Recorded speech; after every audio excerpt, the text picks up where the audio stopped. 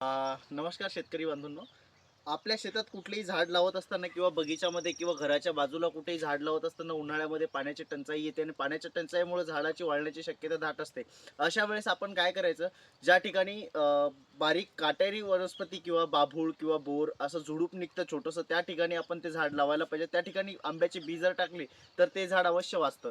पण जर आपल्याला शेतामध्ये झाड लावायचे असतील, आपण जर रेडीमेड झाडे आणलेले असतील, तर आपण काय करायचं, एक पाण्याची अशी बॉटल घ्यायची बघा. बॉटल घ्यायची, त्याला नंतर अशी एक एवढी नळी कापून घ्यायची 1.5 इंची आणि ती याच्या बॉटलच्या वरती लावून द्यायची.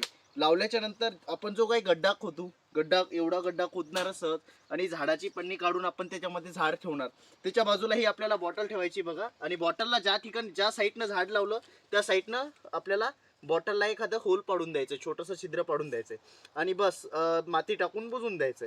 तर होईल काय मित्रांनो, उन्हाळ्यामध्ये आपण डायरेक्ट या नळीद्वारे पाणी झाडामध्ये उन्हाळ्यामध्ये झाडाच्या बुडामध्ये या नळीद्वारे डायरेक्ट पाणी जाईल आणि झाड आपलं वाचेल.